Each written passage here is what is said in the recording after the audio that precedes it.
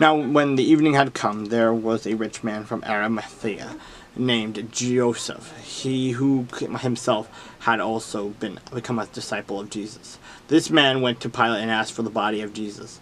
Then Pilate commanded the body to be given to him.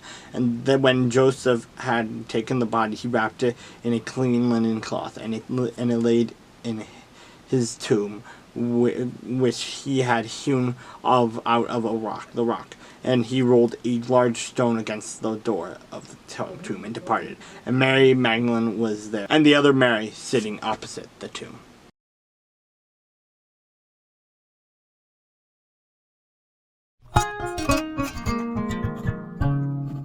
In those days I saw Judah in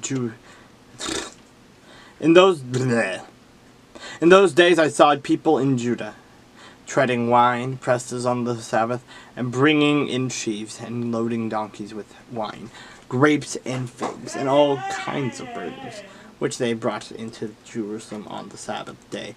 And I warned them about the day on which they were selling provisions.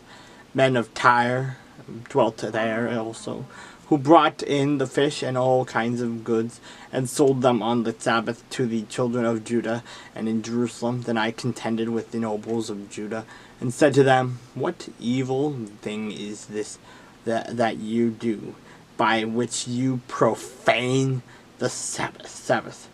Did not your fathers do thus, and did not our God bring all this disaster on us and on this city? Yet you bring added wrath on Israel by profaning the Sabbath. So it was at the gates of Jerusalem, as it began to be dark before the Sabbath, that I commanded the gates to be shut, and charged that they must not be open after at the Sabbath. Then I posted some of my servants at the gates, so that no burdens would be brought in on the Sabbath. Now the merchants and sellers of all kinds of wares lodged outside Jerusalem once or twice. Then I warned them and said to them, Why do you spend the night around the wall? If you do so again, I will lay hands on you. From the time on they came no more on the Sabbath. And I commanded the Levites that they should cleanse themselves, and that they should go and guard the gates to sanctify the Sabbath day. Remember me, O my God, concerning this also, and spare me according to the greatness of your mercy.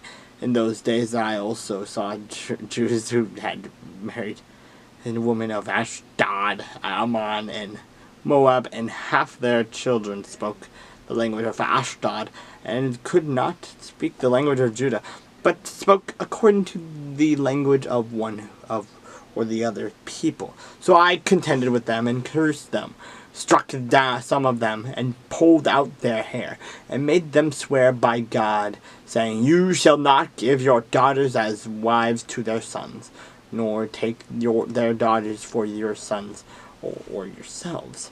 Did not Solomon king of Israel sin by these things? Yet among many nations there was no king like him, who was a beloved of his God, and God had made him king over all Israel. Nevertheless, pagan women caused even him to sin. Should we have then hear of your doing all the great evil, transgressing against our God by marrying pagan women? And one of the sons of Jehoiada, the son of Elisheba, the high priest, was a son-in-law of Sanballat, the Horonite.